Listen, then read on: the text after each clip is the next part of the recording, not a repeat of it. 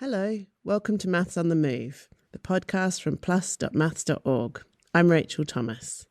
This week, we're including a podcast from way back in our archive because we're having a chat with some friends and told them the exciting story about how birds use quantum mechanics to navigate in their annual migration. We found out this story back in 2010 when we attended a conference called Quantum Physics and the Nature of Reality and spoke to two physicists, Simon Benjamin and Erik. Hope you enjoy the podcast.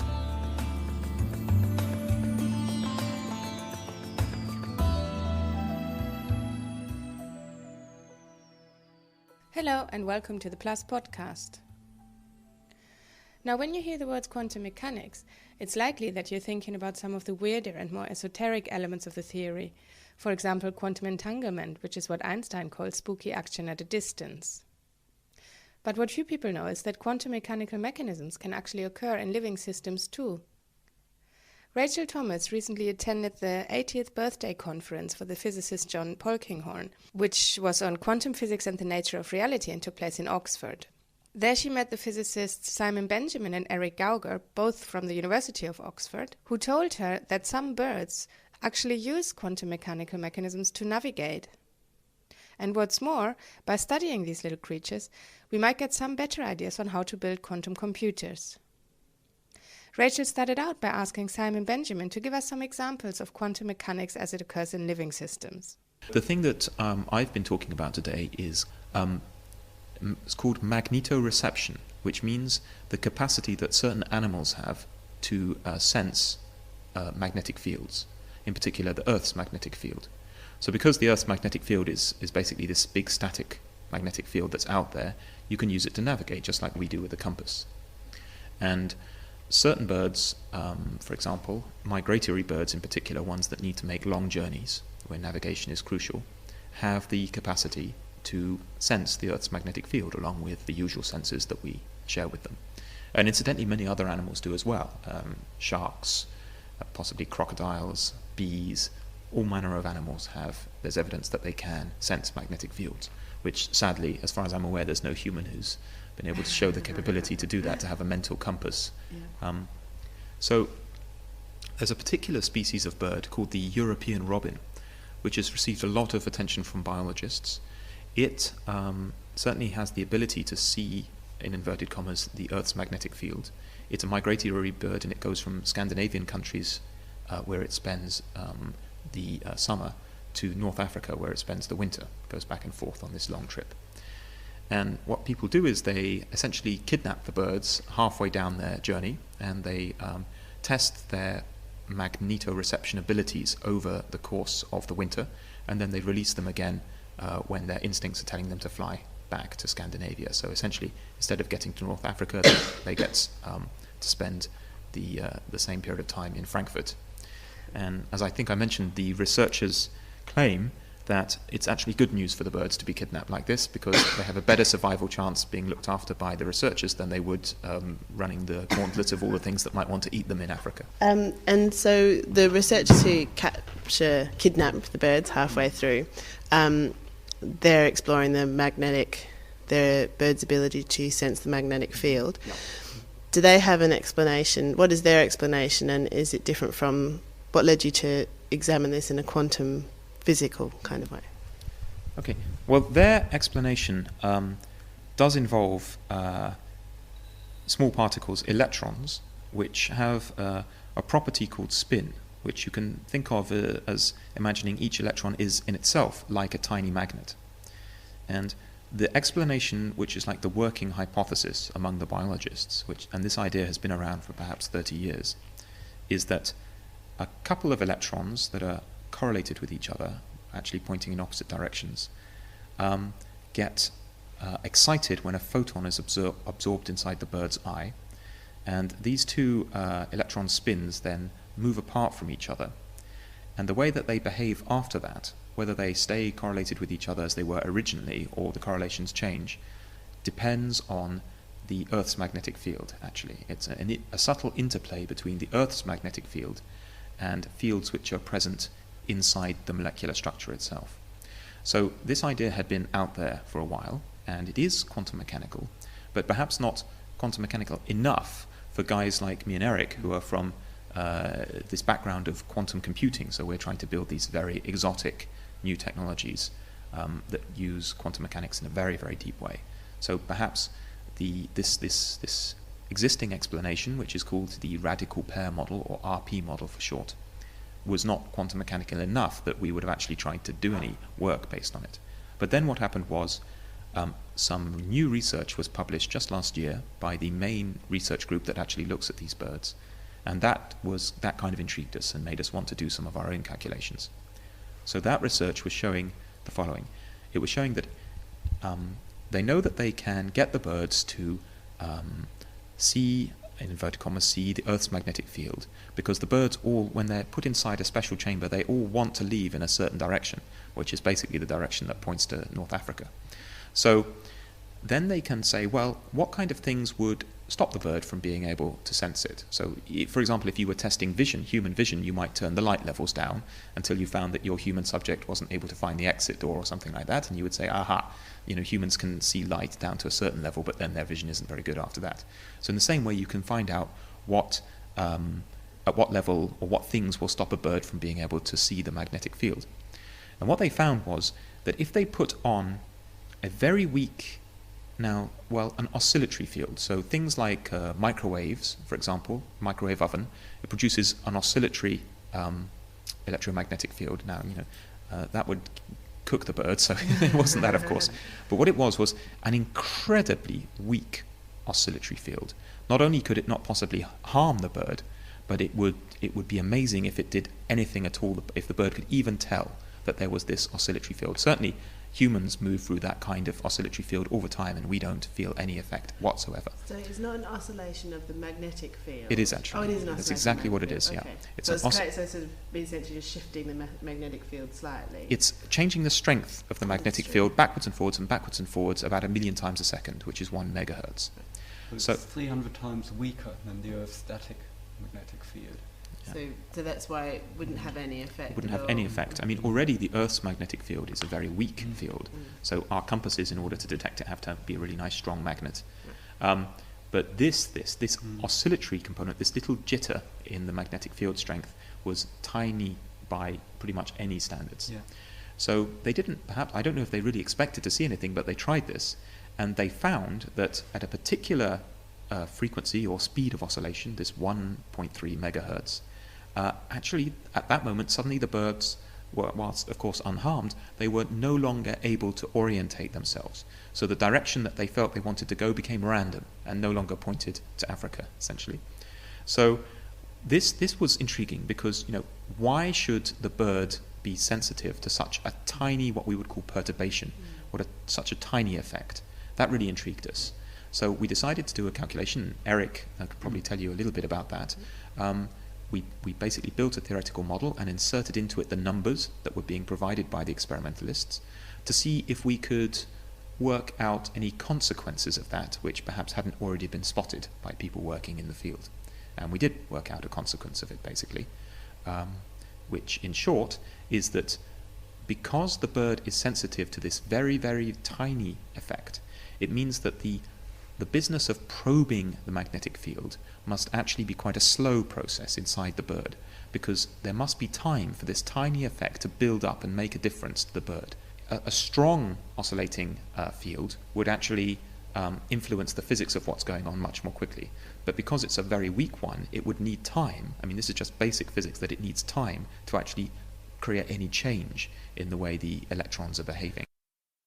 So, the birds have a tiny little internal compass consisting of 2 electrons and their spins, and it's the way in which these spins correlate in response to the Earth's magnetic field that tells the birds where to go. Now, the experimental results showed that it's actually very easy to jam that system using a very weak oscillatory electromagnetic field. And because the field is so weak, it takes the bird some time to detect it.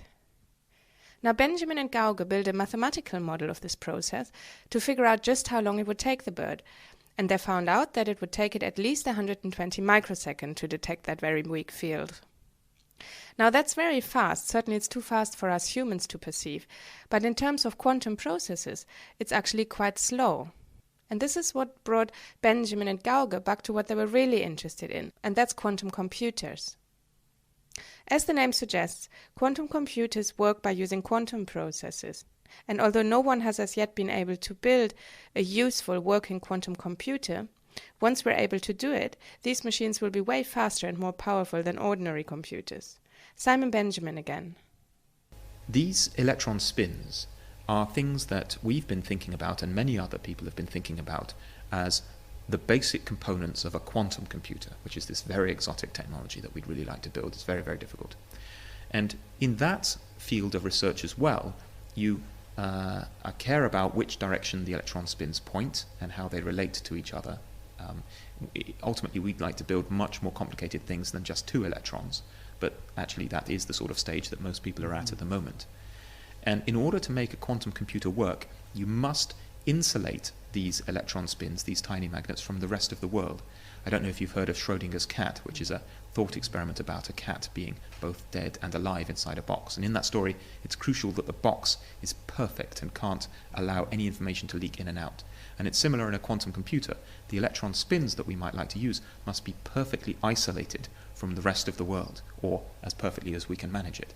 And so for that reason, people all around the world, but for example, our colleague John Morton here in Oxford and his experimentalists that he leads have been trying to come up with molecules that have the property that an electron spin can be protected from the rest of the world and allowed to not be influenced by the rest of the world, you see. So this is important. That's why, that's the reason that we would care about it.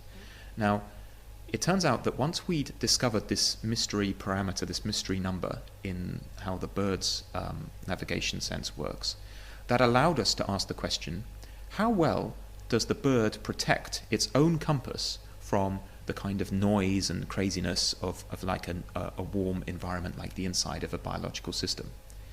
And it turns out that it protects it amazingly well. Because the process of sensing the field takes so long,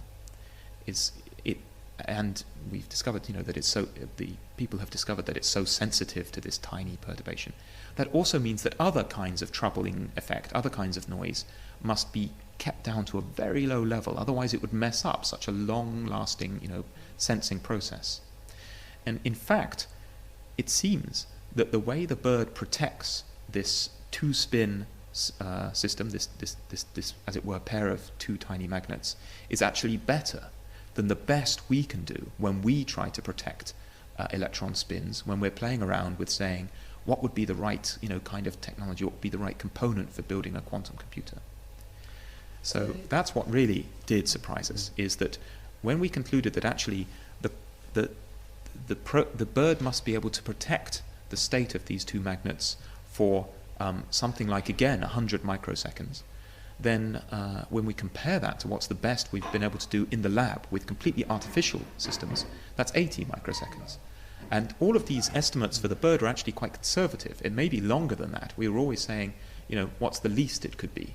So that really was quite surprising, and we're a bit bewildered by that. We can't see how the bird could have evolved to do better than we're doing in the laboratory, because we're using some quite exotic, very hard to obtain chemicals, something called nitrogen in C60, which there's no way that the bird has got access to that.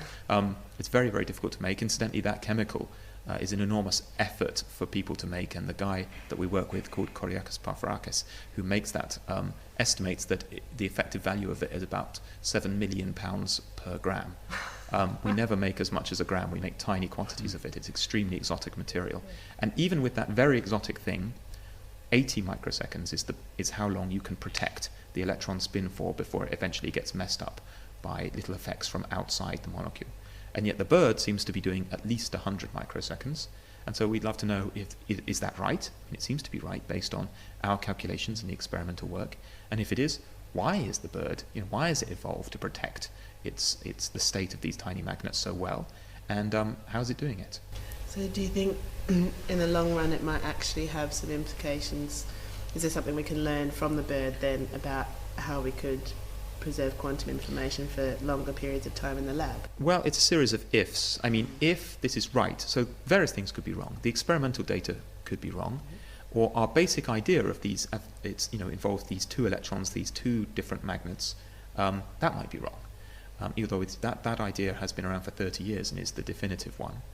But if all the ingredients are correct, and there really is this extraordinary protection of quantum information, or as we would call it, inside the bird's compass mechanism, then it's conceivable that if we can actually work out, if the community can actually work out what chemical it is, what molecular structure it is, we might learn a thing or two about how to insulate molecular structures, because certainly, we don't know how to get to that kind of performance. The only other thing I just wanted to mention, I thought was interesting at the beginning of the talk, you talked about there were other animals that That's have right. systems to detect the magnetic field. Yes, so essentially many animals, and in fact even some plants and even some fungus have the capability to sense magnetic fields, it seems, in the sense that if you change the magnetic field, that changes the way the organism behaves.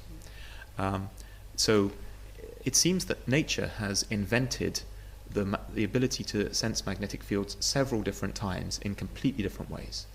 So some birds, for example pigeons, have a tiny amount of magnetite, which is a magnetic mineral that can be biologically manufactured, inside their beaks.